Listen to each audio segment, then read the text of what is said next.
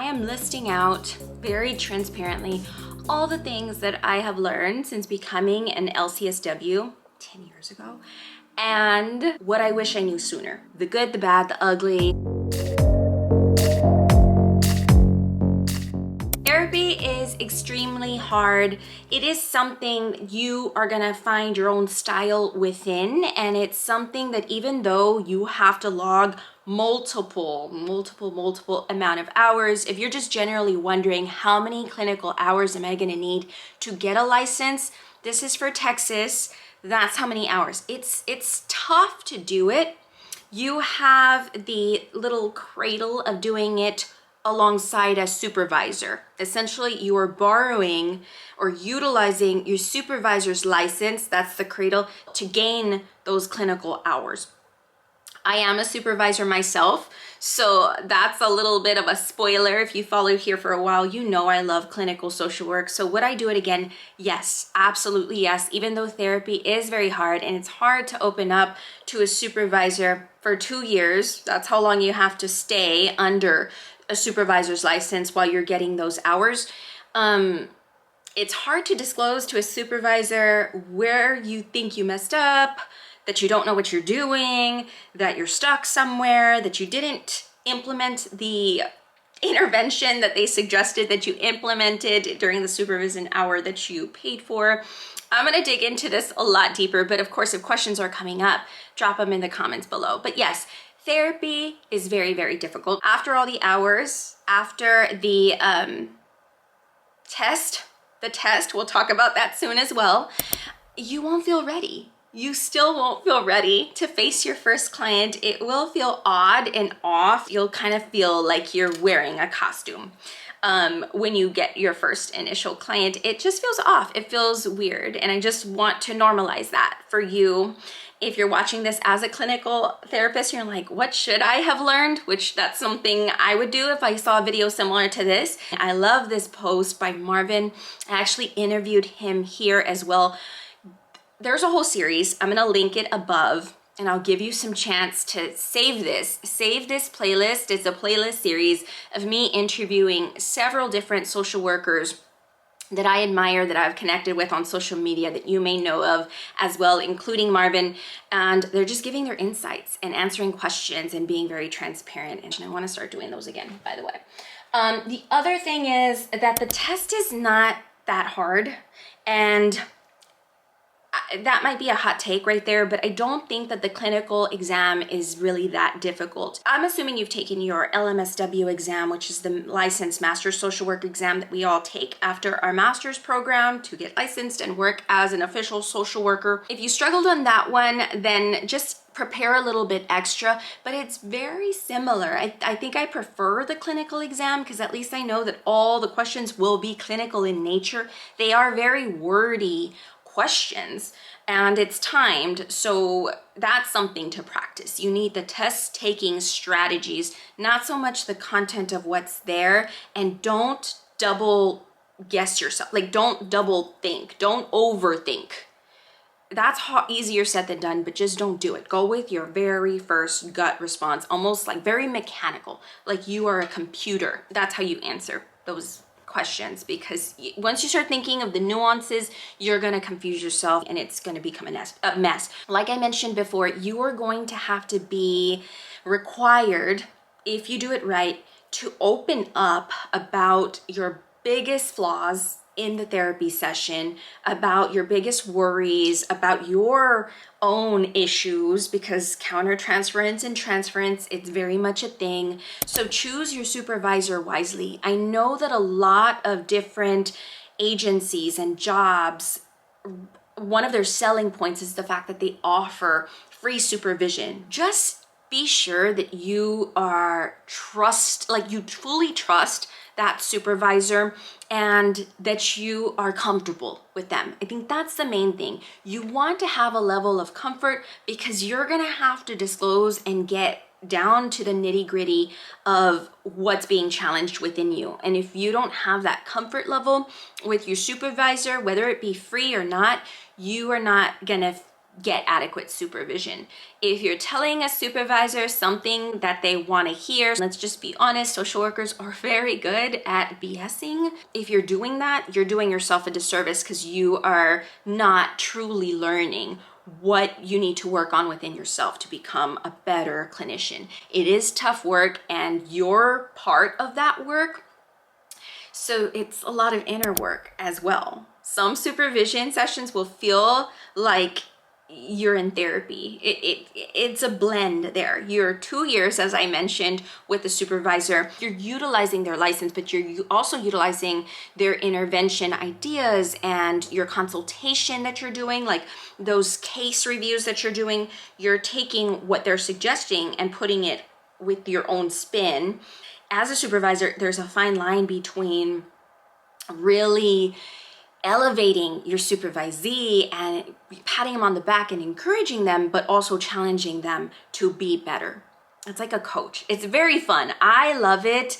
And I am a little pricey, I do have to say. So supervision is pricey and lengthy, but it's so important. I feel like it's worth it. I paid a good amount for supervision. If you're curious, there it is.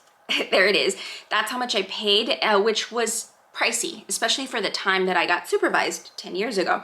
But it was worth every penny because it was individual. So individual supervision is always a little pricier because it's like one-on-one. It's like having one-on-one coaching versus group coaching. But that one-on-one really benefited me because I don't like to admit to my faults. That was even hard to say out loud right now. Recovering perfectionist here, but I don't like seeming like I don't know what I'm doing.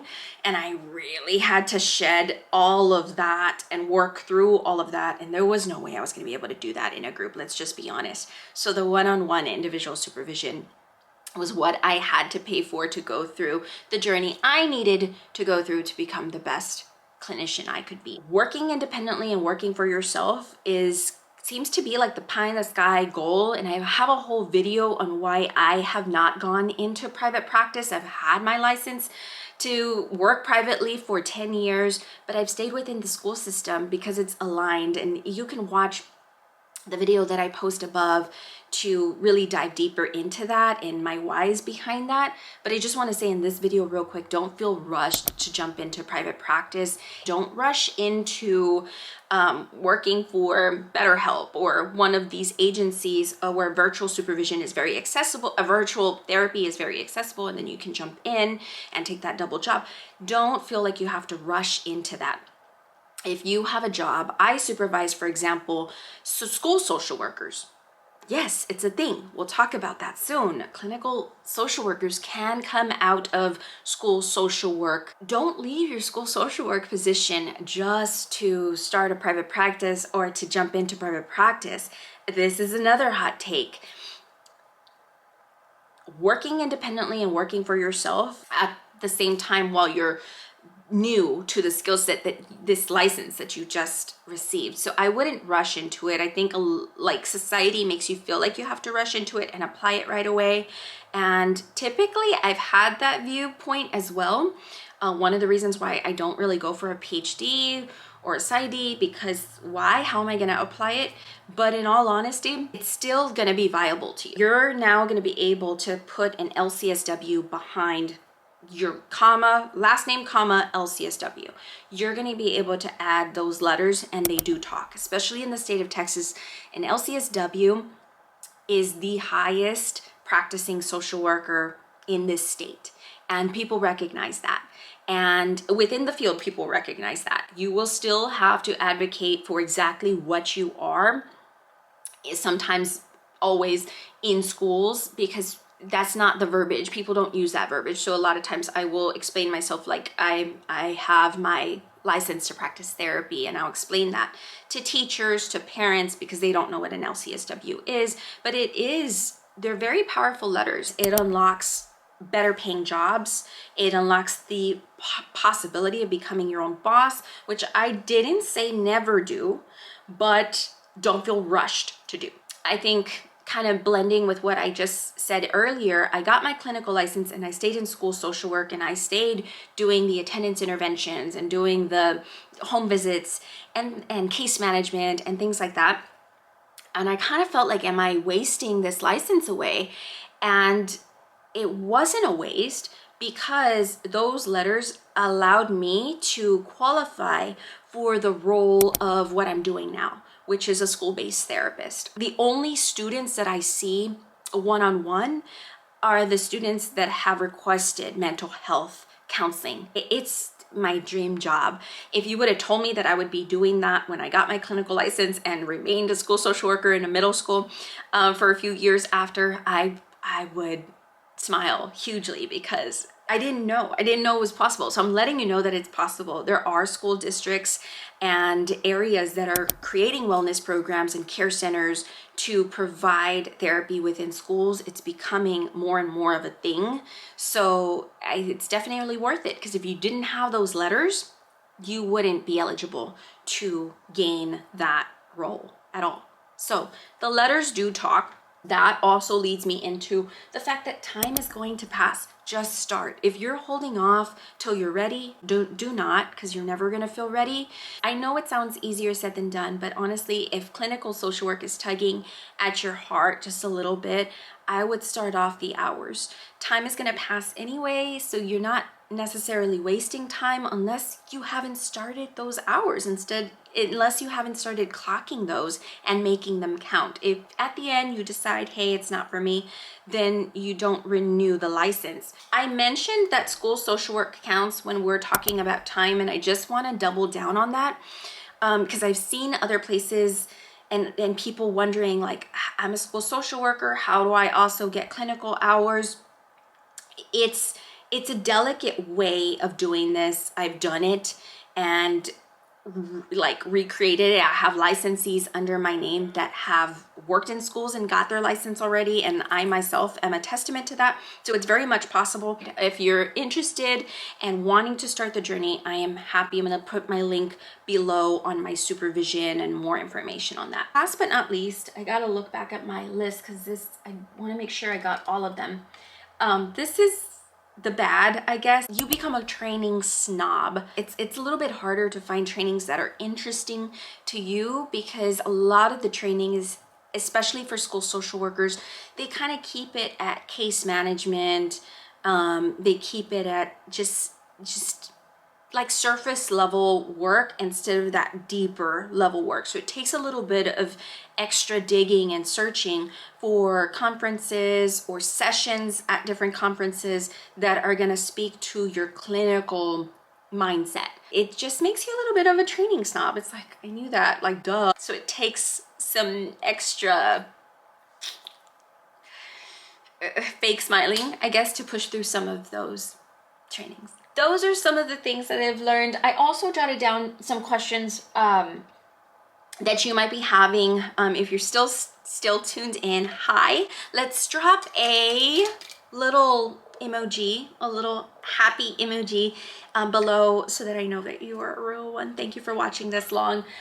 Some questions for y'all that you might be having, and if I don't address it, please drop it in the comments. We will come back to a video, because this is definitely a playlist here.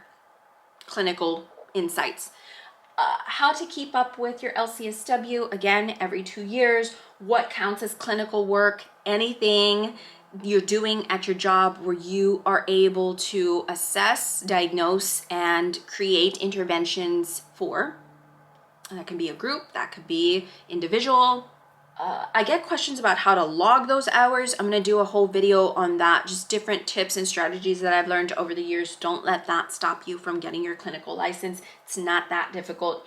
Where can you find a supervisor?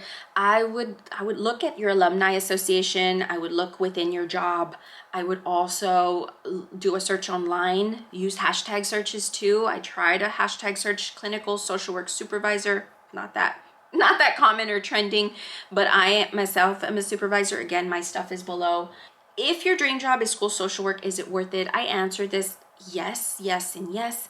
because it allows you to do the work that you truly want to do within the school. So we're gonna talk more about this. Subscribe and hit the notification bell for more videos like this, more insights like this. And as always, I am wishing you social work success. Until next time, bye guys.